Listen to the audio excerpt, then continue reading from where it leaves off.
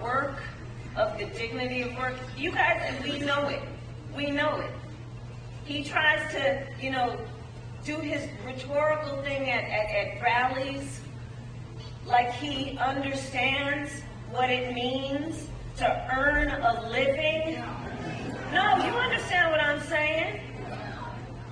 He pretends that he understands workers and the hard work and the battle workers face every day to get their due wages and benefits.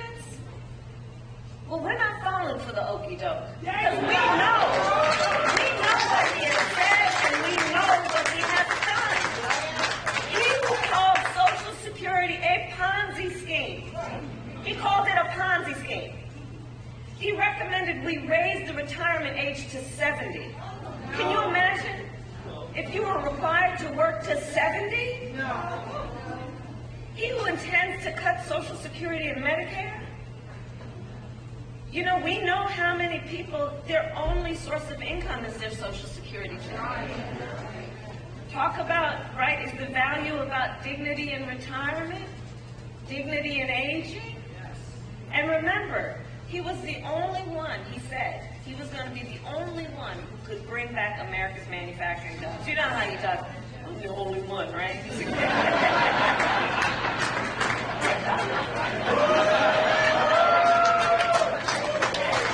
And then, because we're too busy watching what he's doing to hear what he's saying, we know America lost nearly 200,000 manufacturing jobs when he was president, okay?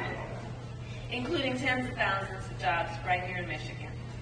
And those losses, we know and will note, started before the pandemic, okay?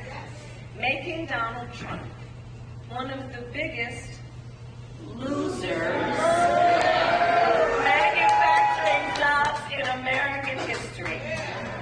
And his track record for the auto industry was a disaster. He promised workers and warned that the auto industry would, I'm going to quote, not lose one plant under his presidency. Then American automakers announced the closure of 6 auto plants when he was president, including General Motors in Warren and Stellantis in Detroit.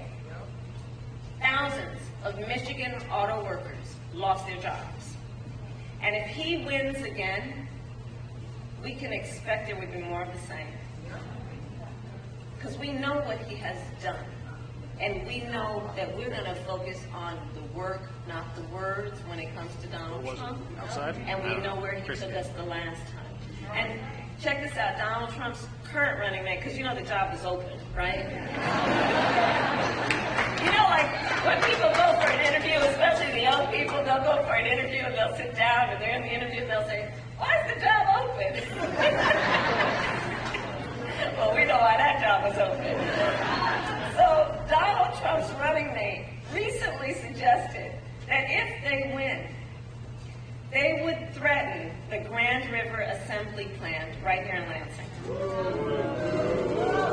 The same plant that, with your help, our administration protected earlier this year, saving $650 million.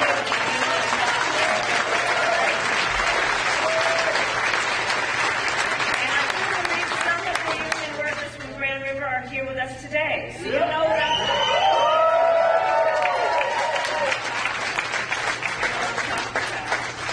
And Trump's running mate called your jobs table scraps, right? So let me just say, needless to say, I will always have your back.